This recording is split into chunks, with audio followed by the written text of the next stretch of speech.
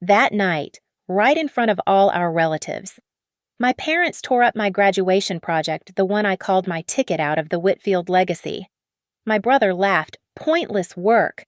I didn't argue. I just gathered the paper scraps and started planning. They thought they'd won at the family party. They had no idea the real climax would happen at that same venue, except this time, they'd be the ones exposed. I'm Nora Whitfield, 28, and I measure success differently than my family does. The banner stretches across the country club's mahogany-paneled dining room, Whitfield Achievement Institute, 20 years of creating tomorrow's leaders. Beneath it, my parents work the room like conductors before a symphony. Gregory Whitfield, my father, corners potential investors near the bar. Marla, my mother, air kisses cousins while ensuring the photographer captures her best angle. Blake lounges by the dessert table, phone in hand, live streaming to his entrepreneur mindset followers. Success is genetic, he says to the camera. Look at my family's empire. I stand near the entrance, holding a manila folder. Inside 32 pages of community playground designs, cost analyses, and a letter from Columbus Parks Department confirming my presentation slot. My capstone project from Jasper Ridge University's evening program. 3 years of work while running youth programs at Riverloop Collective during the day.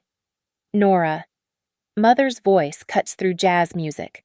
Stop lurking. Mingle. I cross the room, past Great Aunt Beverly discussing her grandson's Harvard admission, past Cousin Derek's parents bragging about his consulting firm promotion. What's that? Father notices my folder during his toast intermission. My capstone project. The modular playground initiative I mentioned. Still playing with those community center dreams. Blake interjects, martini in hand. Mother's smile tightens. Show us. I spread the pages on the cocktail table. Architectural renderings, safety compliance charts, budget projections showing how $30,000 could create safe play spaces for 3 underserved neighborhoods. The Parks Department letter sits on top, their official seal catching the chandelier light. Father picks up the letter, reads. His jaw muscle twitches the tell I've known since childhood. You're presenting this publicly. Thursday evening, they're considering it for city funding. The room's attention pivots toward us. Relatives lean in, sensing drama. Mother's manicured fingers grab the budget sheet. This is what you've been doing instead of helping with the Institute's expansion. This is my graduate work. My career. Career. Father's voice drops to that dangerous register. Begging for government handouts to build jungle gyms. Blake films everything. This is gold, he whispers to his audience. Father holds the letter higher. We've spent 20 years building an institution that shapes winners. And our daughter wants to, he reads, reimagine community play, infrastructure for economic accessibility. The tear starts slowly, deliberate. Top corner of the letter, right through the Parks Department seal. Mother joins in, shredding the budget pages. Embarrassing, she mutters. Blake grabs the architectural drawings. Let me help. His destruction is gleeful, confetti-sized pieces. Pointless work, he announces to his phone. This is what happens when participation trophies meet reality. 32 pages, 3 years. Scattered across imported marble flooring. Uncle Richard chuckles. Cousin Derek's mother whispers something about always was the idealistic one. The photographer keeps shooting, probably thinking this is some planned entertainment. I don't speak, don't cry. I kneel, collecting pieces. Most are destroyed beyond recognition, but one corner remains intact, the signature line from the Parks Department director, confirming my Thursday slot. I slip it into my pocket. Standing, I meet Father's eyes. He expects tears, expects me to break, apologize, beg to join their institute. Instead, I walk toward the exit. Where are you going? Mother calls out. The cake hasn't to prepare for Thursday's presentation. With what? Blake laughs. Confetti. I turn at the doorway. The banner looms behind them, that lying promise about creating leaders. I leave without answering. In the parking lot, my phone buzzes. Ray Moreno, my colleague, how'd the family thing go?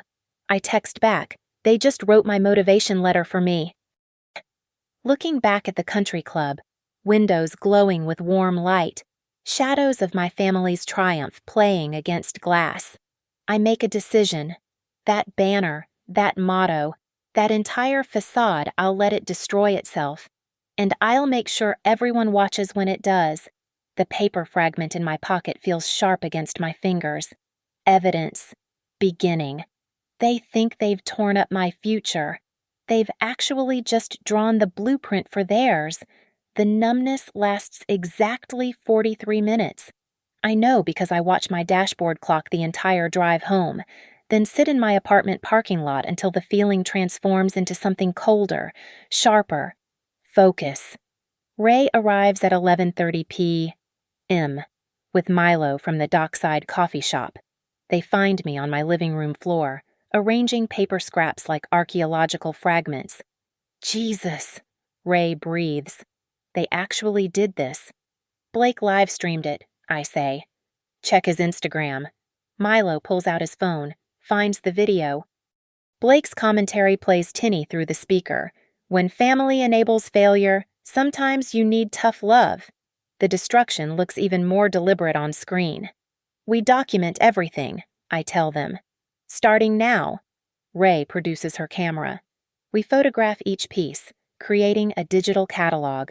Page numbers still visible on some corners. A few sentences intact.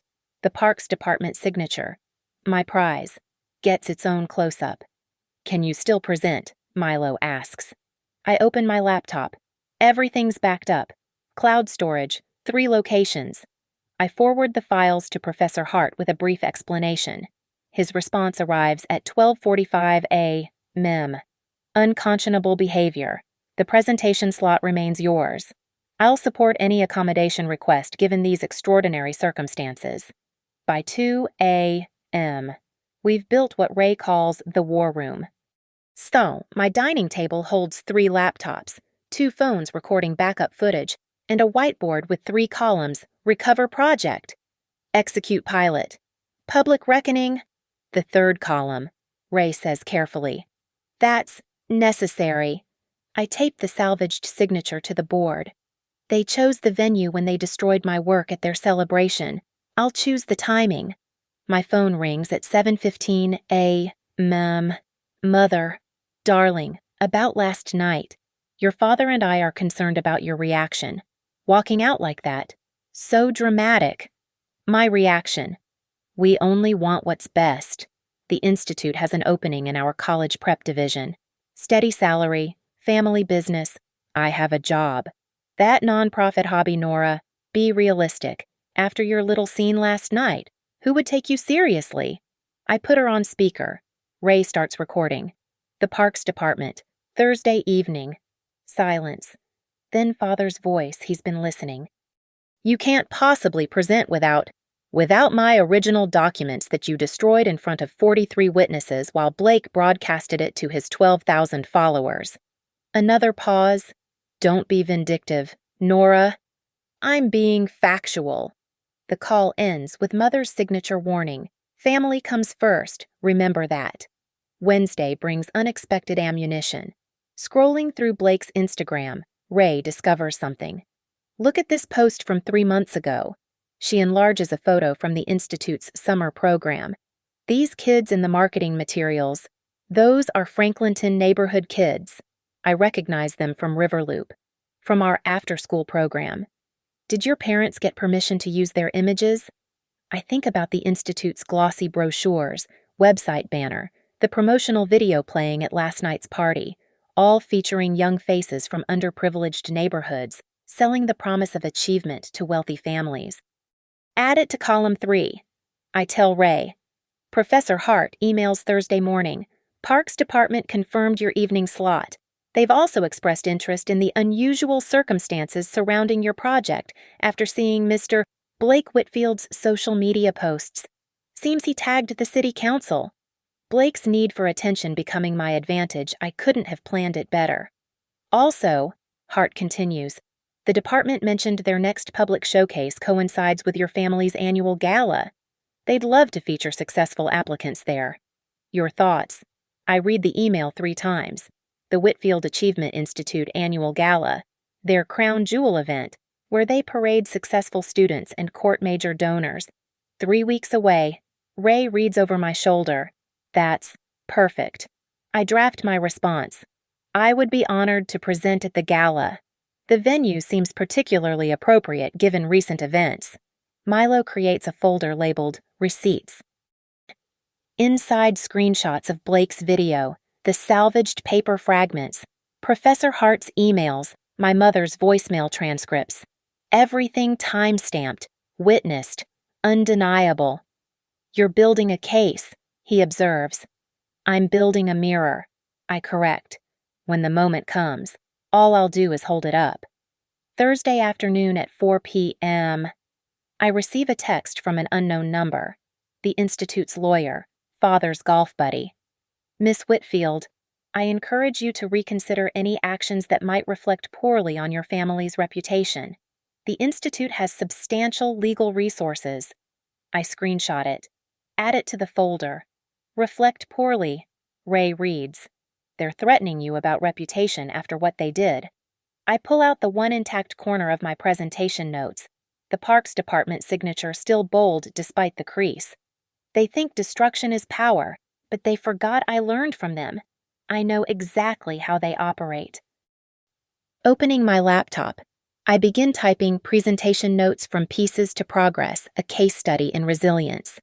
The first slide will show the scattered fragments from their destruction. The last will show something entirely different. The trap isn't closing yet. It's just beginning to take shape. Friday morning, 6:45 a.m., Franklinton neighborhood. The vacant lot stretches between a laundromat and a check-cashing store, all gravel and broken glass.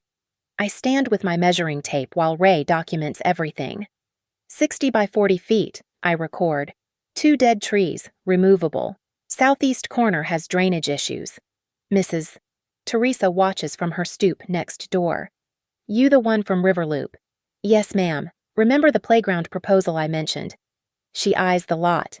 Been empty 12 years. Keeps getting worse. Not for long. I pull out my tablet, show her the modular design. Recycled rubber surfaces, pressure-treated lumber structures, shade sails. Everything buildable in phases, maintainable by residents. How much, she asks. Phase 1, $8,000, labor's volunteer. Where's that money coming from? Working on it. By noon, I've mapped 3 potential sites. Soil samples collected, sun exposure tracked, neighborhood foot traffic documented. Real data, not theoretical. Professor Hart meets me at the second site. Impressive field work, he observes. The Parks Department will want this level of detail. They'll get it. I show him my calculations. ASTM playground safety standards require 12 inches of fall zone per foot of equipment height. With modular units capped at 6 feet, we need 72-inch perimeters. Smart. He checks my materials list. Recycled rubber's expensive. Dockside marinas replacing their dock bumpers. Milo connected me with the manager. We can repurpose them. Saturday brings unexpected momentum. At Dockside Coffee Shop, Milo's organized what he calls casual community input. 23 residents show up. Lou, who runs the corner store, parents from Jefferson Elementary, 3 teenagers who currently hang out in the parking lot because there's nowhere else. We need equipment for different ages, one mother insists. Benches for grandparents. Teresa adds. I take notes. Sketch modifications. The design evolves from my academic exercise into something breathing, necessary. Who's paying? Lou asks bluntly. Combination funding, city microgrants, material donations, volunteer labor. What about your rich family? Someone calls out. The room goes quiet. They're not involved, I say simply. This is community built. Later, Blake posts a new video. He's standing outside our parents' institute, smirking. My sister's out here playing Bob the Builder with her graduate degree. Meanwhile, we just signed 3 new corporate training contracts. This is why emotional thinking fails in business. The comments are brutal. His followers pile on, mocking charity playground princess and participation trophy architect. Ray starts to respond, but I stop her. Screenshot everything. Don't engage. You're just taking this, I'm collecting it. Sunday afternoon, I spread blueprints across Milo's garage floor. We're building a scale model not for presentation, but for testing. Every joint, every connection point, every surface angle. This corner's weak, Milo points out. I adjust, reinforce. We work until 11 p.m. Sawdust in our hair, super glue on our fingers. The miniature playground takes shape 2 climbing structures, a slide, 3 swing bays, a sandbox with cover. It's beautiful, Ray says, arriving with Thai food. It's functional, I correct. Beauty's secondary. But secretly, I'm proud. It looks like hope built from hardware store supplies. Monday brings the micro-grant application deadline. 15 pages of documentation, including letters of support from 19 residents, Professor Hart's technical review, and a partnership proposal from Riverloop Collective. Request amount the form asks. I type $12,500. Enough for Phase 1 plus contingency. Not a penny for administration or overhead. Every dollar visible in wood and rubber. Tuesday, 1:30 p.m. Mother calls while I'm at work. The Hendersons mentioned seeing you in Franklinton. That's not a safe area. It's a community that needs resources. Resources, she laughs, sharp as glass. Nora, those people don't appreciate. I hang up. Call back immediately. Did you just hang up on me? Must be connection issues. You were saying something about those people. Silence. She knows I'm recording. We're concerned. She pivots. Blake showed us the comments on his videos. People are laughing at you. Are they laughing? Or is Blake encouraging them to laugh? Don't blame your brother for public opinion. Public opinion he's actively shaping. She sighs dramatically. The gala's coming up. If you insist on this playground presentation, at least dress appropriately. We have an image. I'll wear my work clothes, the ones I wear while actually building things. Wednesday evening. The Breakthrough, Columbus Small Projects Fund emails. Congratulations. Your proposal has been selected for seed funding. Initial disbursement $5,000. Not enough for everything. Enough to start. Ray and I drive to Franklinton at sunset. Stand in the vacant lot. 2 weeks until the gala, she says. 2 weeks to turn this patch of nothing into proof. My phone buzzes. Another threatening text from the Institute's lawyer about potential defamation if I misrepresent family interactions. I forward it to Professor Hart with one question. Does documenting truth count as misrepresentation? His response arrives immediately. Truth is an absolute defense. Build your playground. I'll handle any academic interference. Thursday, midnight. I'm alone in my apartment, finalizing material orders. My desk holds 3 things: the salvaged signature from my destroyed presentation, a photo of the Franklinton lot, and Blake's latest Instagram post where he jokes about manual labor being for people who can't think their way to success. I comment on his post. First time ever. See you at the gala. I'll be the one with dirt under her fingernails and a signed city contract in her pocket. Within minutes, 43 likes. His followers think I'm joking. They have no idea what's coming. Friday morning, 9 a.m., Columbus Municipal Building. I file my first FOIA request. I need all marketing materials from the Whitfield Achievement Institute that feature minors, specifically any consent forms for image usage. The clerk raises an eyebrow. That's a private institution. That receives city tax breaks for their educational community service. That makes their promotional materials using Columbus youth a matter of public interest. She processes the request. 7 to 10 business days. Perfect timing. Back in my apartment, I open the group chat from the night of the party. Cousin Derek's wife had created it, Whitfield Legacy Celebration. 43 members, all family and close friends. The conversation after I left is illuminating. Blake at 11:47 p.m. That was epic. Taught her what real achievement looks like. Uncle Richard. About time someone showed her reality. Aunt Beverly. Gregory did what needed doing. Tough love. But then, Derek's message at 12:15, anyone else think that was harsh? She worked 3 years on that. Blake's response. 3 years of worthless virtue signaling. Better she learns now. I screenshot everything. The timestamps. The celebration of my humiliation. Blake's admission that destruction was deliberate pedagogy. Ray arrives with her laptop. Found something. Blake's been writing off his Instagram posts as business expenses for consulting services. But look, she shows me his LinkedIn. He hasn't had a client in 6 months. Add it to the file. Why, that's tax fraud, not context. When he attacks my credibility, people should know his Professor Hart emails at 2 p.m. with an attachment, per your request, my formal statement regarding academic interference.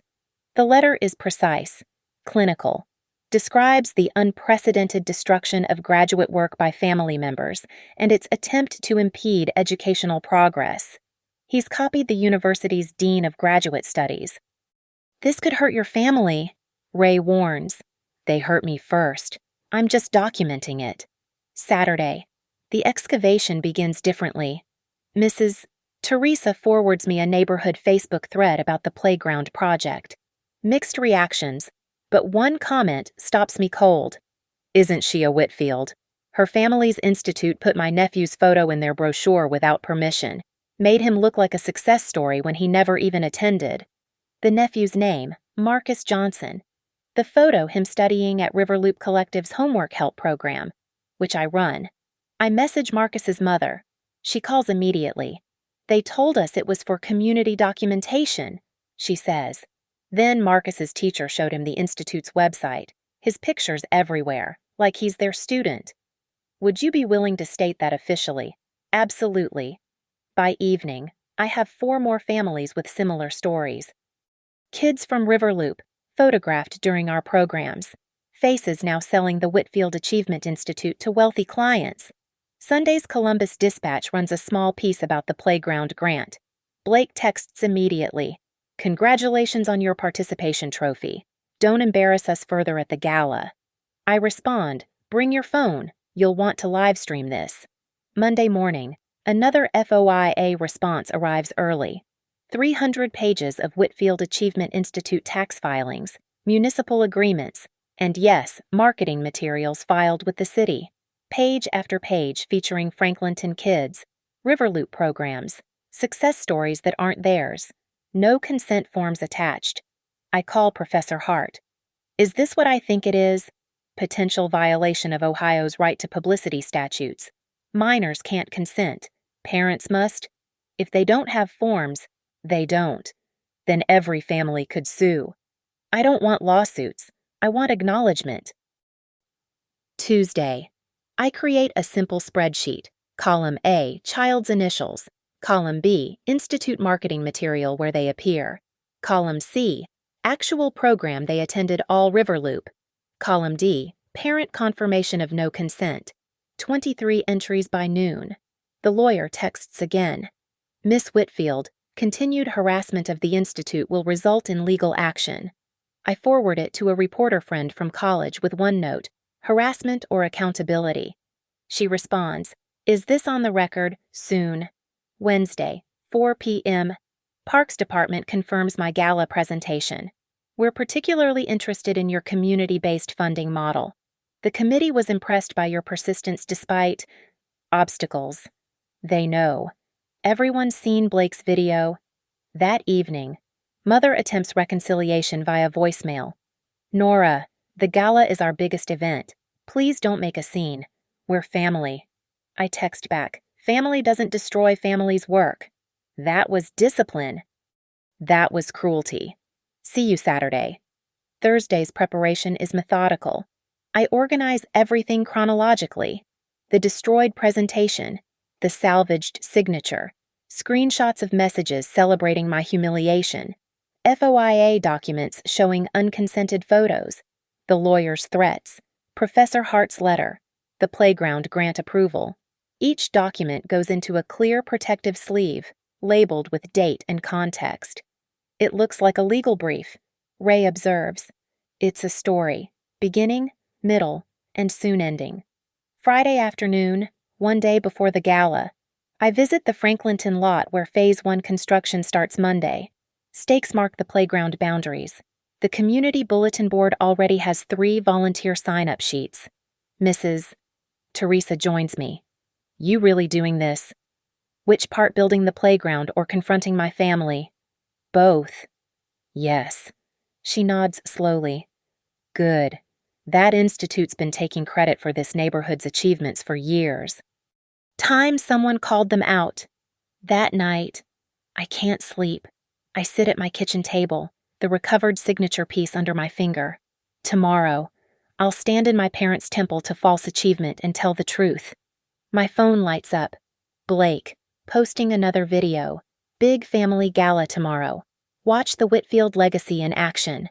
I comment, you have no idea how right you are. The stage is set. The evidence is compiled. The playground grant is secured. Tomorrow, at their pinnacle moment, I'll show everyone what the Whitfield legacy really is. Not what they've built, what they've torn down, and what I've built from the pieces.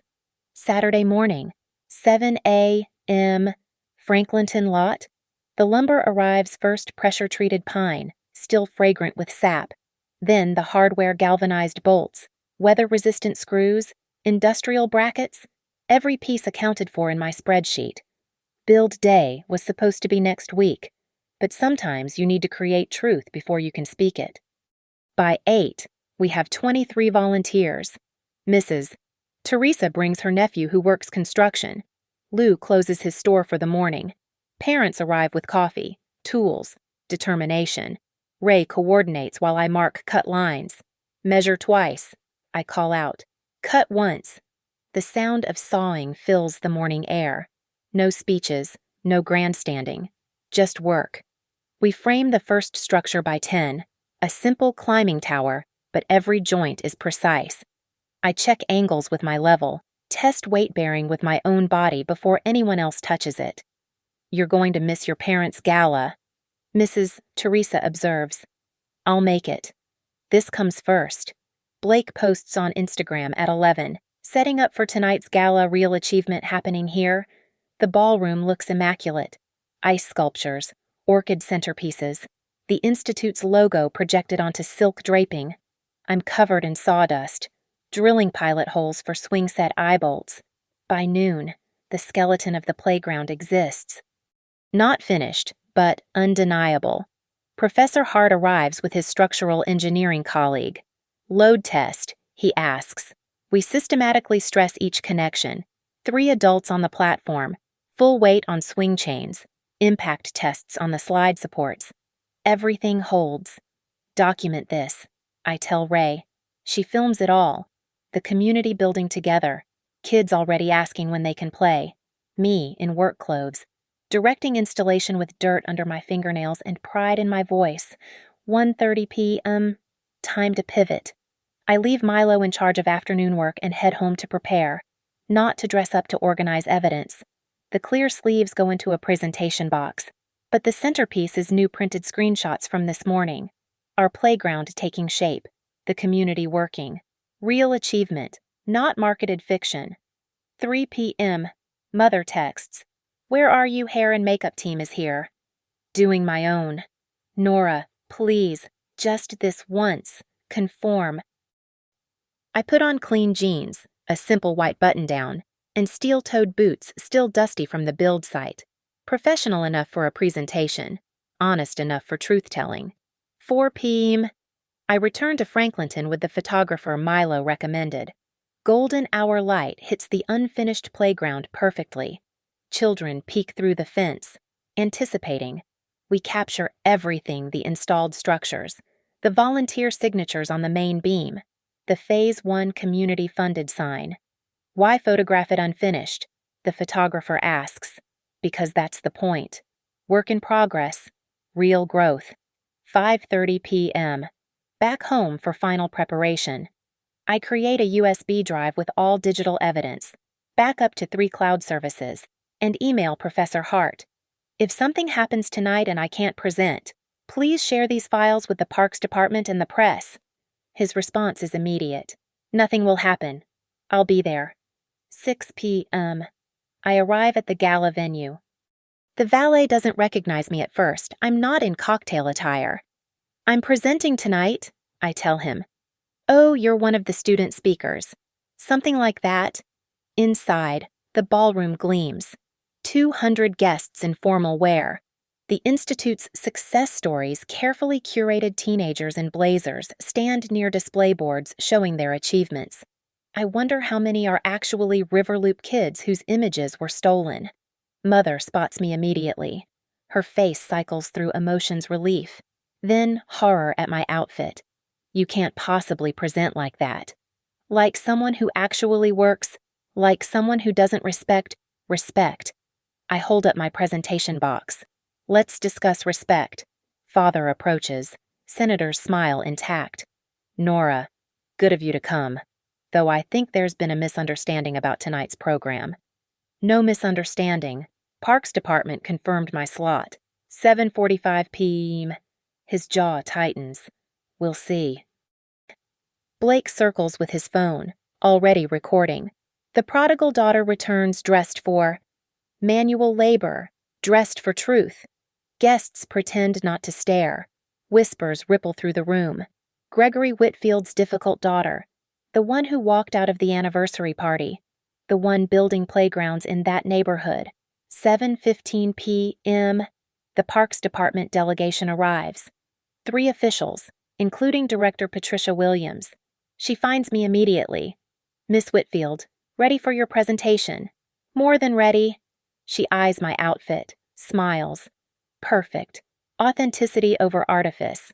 Mother overhears, intervenes. Patricia, so wonderful you could come. Perhaps we could adjust the program.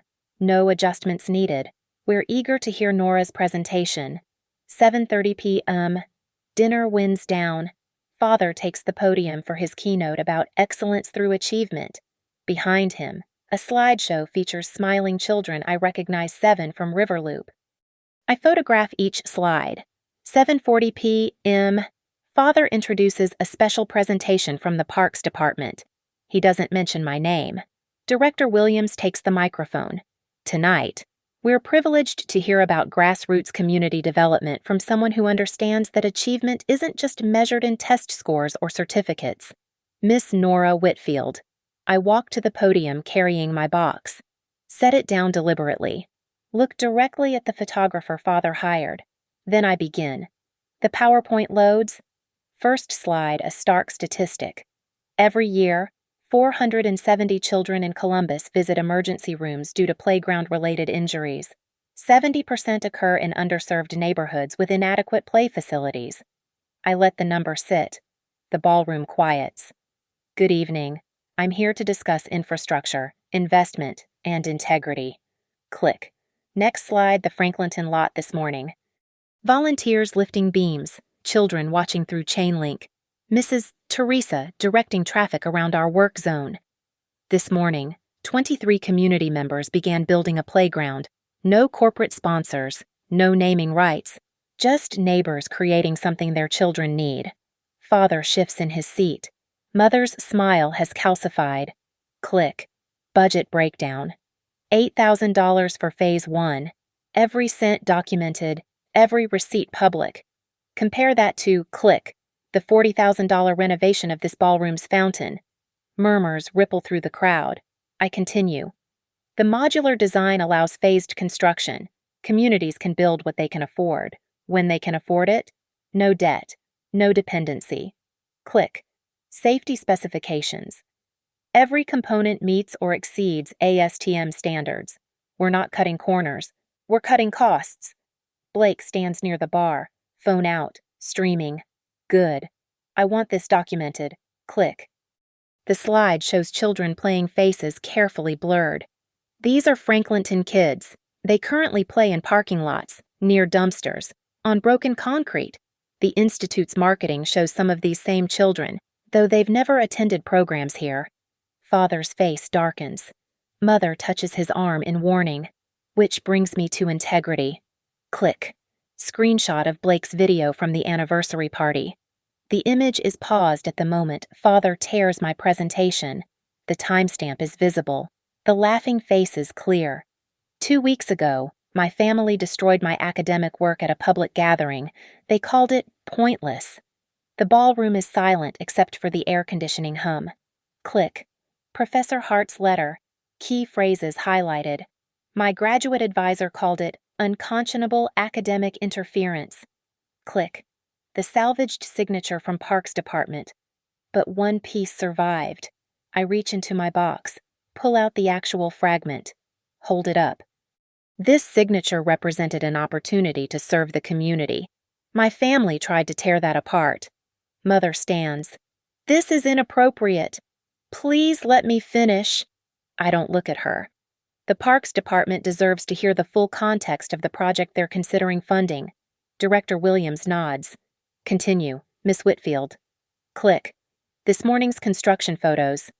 Instead of dwelling on destruction, we built. These images were taken 6 hours ago. Community members who've been ignored, overlooked, used as props in other people's success stories. They showed up. They lifted hammers. They created something real. Click. The volunteer signatures on the main beam. 23 names, no photo ops, no press releases, just work. Father approaches the podium. I think we've heard enough. Actually, Director Williams interjects, I'd like to hear more, particularly about the community funding model. I nod, grateful. Click. Funding sources breakdown. Microgrants, material donations, volunteer labor calculated at fair market value, the Riverloop Collective where I actually work, not as a hobby but as a career, is providing project management. Click. Phase 2 projections. Once Phase 1 is complete, we'll document usage, safety metrics, community satisfaction. That data will support expansion funding. Not promises. Proof. Blake shouts from the back. What about liability insurance, real business concerns? Covered. Click. Insurance documentation. Riverloop's policy. With additional coverage from 3 community organizations. Shared responsibility. Shared investment. I pause. Scan the room. Find the faces I'm really speaking to: the Parks Department officials, the reporters Mother invited for publicity, the donors who think their money goes to helping underprivileged youth. The Whitfield Achievement Institute promises to create tomorrow's leaders, but leadership isn't about tearing down others' work. It's about building something worth preserving. Click. Final slide. A photo from this afternoon, me in work clothes, surrounded by community members, everyone's hands on the playground structure we're raising together. This playground will open next Saturday. No gala, no champagne, just a neighborhood celebrating something they built themselves. Everyone's invited. I close the laptop, face my family directly. Success isn't inherited. It isn't purchased. It's earned through work that matters to people beyond yourself. The ballroom holds its breath. Then, from table 12, Professor Hart starts clapping. Director Williams joins him. Then Ray, who I didn't even know was here. A reporter in the back. 2 donors at table 3. Not everyone, but enough. Father grabs the microphone. Thank you for that. Passionate presentation. Now, let's return to celebrating real achievements. One more thing. I reach into my box again, pull out a clear sleeve containing printed emails. These are communications from the Institute's lawyer threatening me for discussing my own experience. I wanted that on record too. I leave the pages on the podium and walk toward the exit. Behind me, voices explode: questions, arguments, Father's attempts to regain control. At the door, Director Williams catches up. Miss Whitfield, the committee would like to schedule a site visit. Next Saturday's opening sounds perfect. Thank you. No, thank you. This is what public service actually looks like. Outside, the valet retrieves my car. In the rearview mirror, I see Blake in the entrance, still filming, probably narrating damage control. My phone buzzes. Mrs. Teresa. Saw some live stream thing. You did good. Then Professor Hart. Brilliant. Absolutely brilliant. I drive home knowing tomorrow will bring family fury. Maybe legal threats. Definitely emotional manipulation. But tonight, I stood in their temple and told the truth. With dirt under my fingernails and data on my slides, I return to the podium. The box sits where I left it, but now I lift its lid with deliberate precision. Inside, nestled in foam, is a clear acrylic case. The room leans forward. I want to share something with you all. I lift the case. Inside, arranged like evidence in a museum display, are the torn fragments of my original presentation. The pieces have been preserved between glass sheets, each tear visible, each crumpled edge documented. These are the remains of 3 years' work, destroyed in minutes at a family celebration. Click. The projector shows a close-up of the fragments. You can make out partial words: community, safety, children, accessible. But here's what survived intact. I open a smaller compartment in the case, pull out the single preserved corner with the Parks Department signature and timestamp, hold it up so the cameras catch it. Thursday, 7:45 p.m. The appointment they tried to erase. Father's voice cuts through. This is theatrical nonsense. Is it? I turn to him. Blake, you're still streaming. Right. Good. Let's be transparent. Click. The screen fills with screenshots from the family group chat. I've redacted names except for family members. Blake at 11:47 p.m. That was epic. Taught her what real achievement looks like. I read it aloud. Let it echo. What achievement? Destroying someone else's work. Click. Uncle Richard's message. About time someone showed her reality. What reality? That family will sabotage family. Click. Mother's text to her sister. Finally put Nora in her place. The playground nonsense is over. Mother stands abruptly. You screenshot private conversations. You destroyed public work. Which violation is worse? The donors are whispering. Several pull out phones, likely searching for Blake's live stream from that night. I reach deeper into the box. Pull out a manila folder. The Institute's lawyer. Mr. Harrison, are you here tonight? No. He sent several threatening messages. I hold up printed emails. Quote, your actions could be considered defamatory. This was after I stated facts about my presentation being destroyed. A reporter in the back raises her hand. Miss Whitfield, are you suggesting legal intimidation? I'm presenting documented communication. Draw your own conclusions. Click. New slide. Let's discuss achievement. The screen shows 2 columns. Left side, Whitfield Achievement Institute. Right side, Franklinton Community Playground. Under the Institute, cost per student $12,000 annually. Students served 300. Percentage from neighborhoods like Franklinton 0. Under the playground, cost per child $20. Children served estimated $2,000 annually. Percentage from Franklinton 100. Which creates more value? Blake shouts, you can't measure success that simply, you're right. Let's add context. Click. Photos of children from Riverloop Collective appear faces blurred but locations recognizable. These images appear in Institute marketing. These children have never attended Institute programs. They're all Riverloop participants. Gasps from several tables. Mrs. Rodriguez, is that your son? I point to a donor at table 6. In the Institute's Success Stories brochure, he's actually in our after-school homework program. We have documentation. Father grabs the microphone. These are baseless accusations. Here's his mother's statement. I pull out a notarized document. She never gave permission for his image to be used. The Parks Department officials are taking notes furiously. Director Williams stands. Miss Whitfield, are you alleging unauthorized use of minor children's images? I'm presenting evidence. The FOIA documents are here. I tap another folder. 300 pages showing marketing materials featuring underprivileged youth who never attended Institute programs. This is entrapment, Mother's voice cracks. This is transparency. I return to the acrylic case.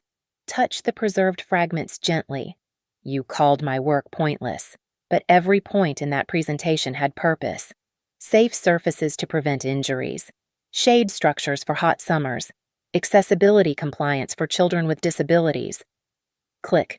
The screen shows this morning's construction again. You tore up paper. We built with wood and steel. I lift the entire evidence case. So here's my question to everyone here, especially those whose donations fund the Institute. What are you actually supporting? The destruction of community work. I gesture to the fragments. Or the building of community resources. The ballroom erupts. Donors demanding answers. Reporters pressing forward. Parents grabbing phones to check if their children appear in Institute marketing. Through the chaos, I speak clearly into Blake's still streaming phone. You called it pointless work, but points aren't given, they're earned. And tomorrow, while you're deleting videos and consulting lawyers, I'll be in Franklinton, building, point by point. I close the case, pack it carefully. The evidence has been presented. Father tries once more. This is our daughter, obviously going through something. Yes, I interrupt. I'm going through growth, something you tried to tear apart but only made stronger. I hold up the preserved signature piece one last time. This fragment. It's not just evidence of what you destroyed, it's proof of what survived. And from that survival, we built something you can't tear down: community trust. Director Williams approaches. The presentation materials, may we review them? I hand her a USB drive. Everything's here. The original files, the destruction video, the reconstruction documentation, and the community testimonials. She nods. The committee will review this thoroughly. I walk toward the exit again. This time, no one stops me. At the door, I turn back once more. The room is in chaos. Father at the podium trying to restore order. Mother on her phone, probably with their lawyer. Blake, for once, has stopped filming. The playground opens next Saturday, I announce. 2 p.m., everyone's welcome, even family. Then I leave, carrying my box of carefully preserved destruction. Evidence sealed, truth delivered, case closed. The Parks Department director steps to the microphone. The ballroom falls silent. Before we continue tonight's program, I have an announcement. Father freezes mid-sentence.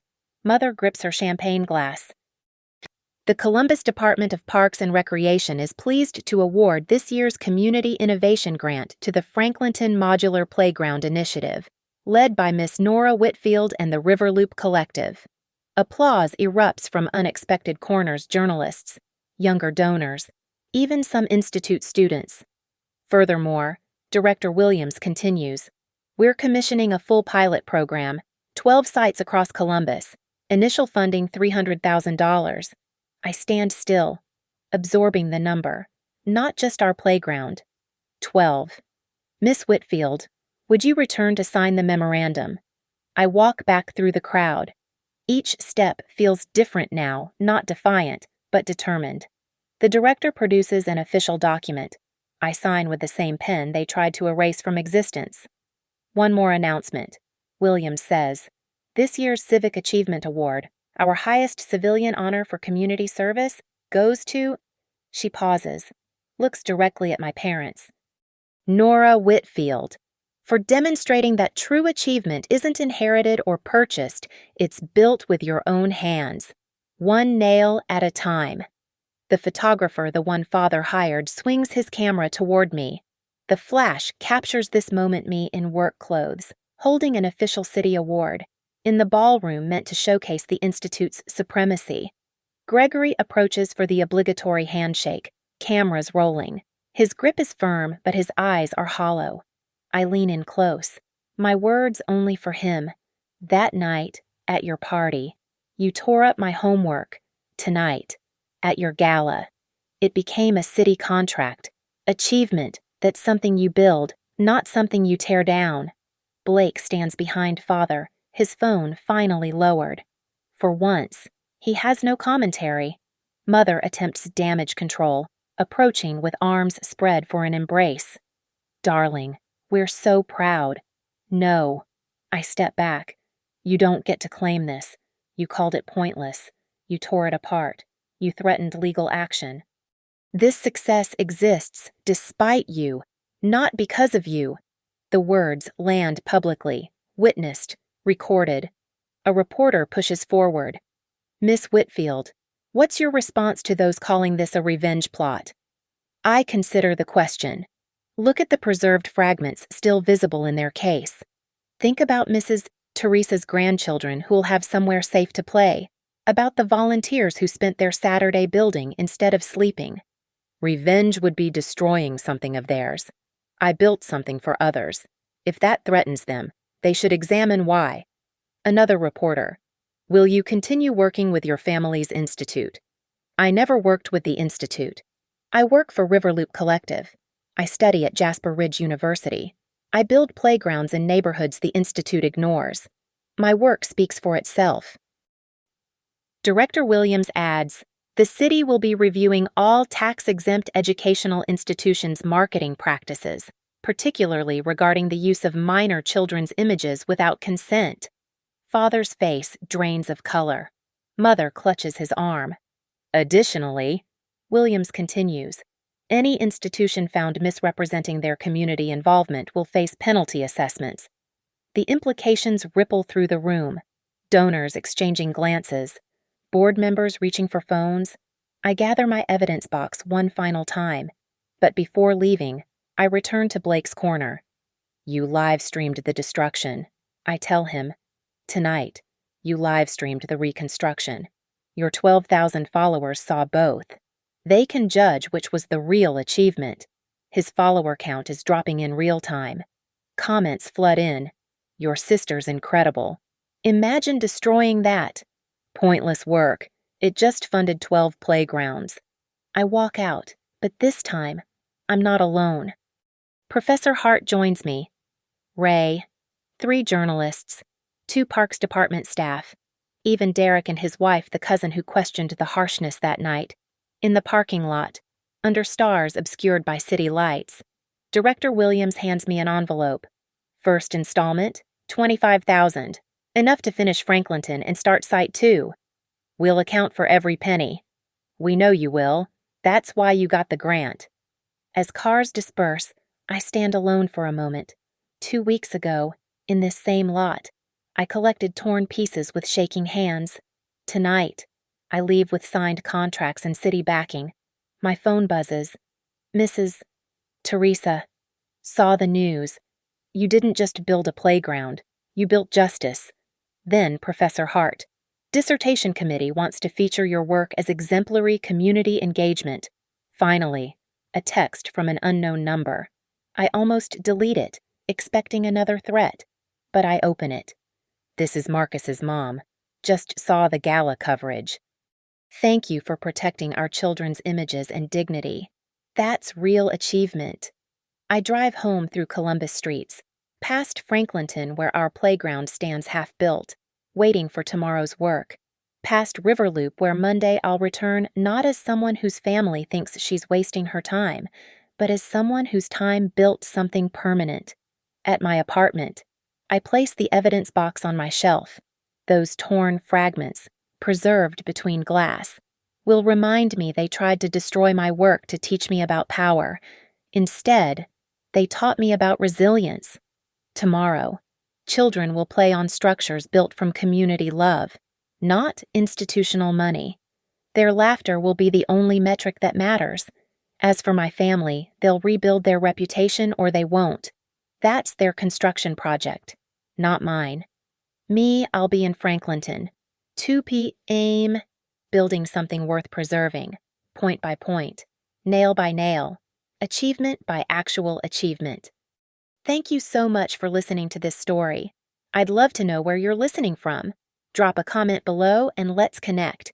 If this story resonated with you, please subscribe to the channel and share your thoughts about what justice and achievement mean to you. Your perspectives make these stories richer for our entire community.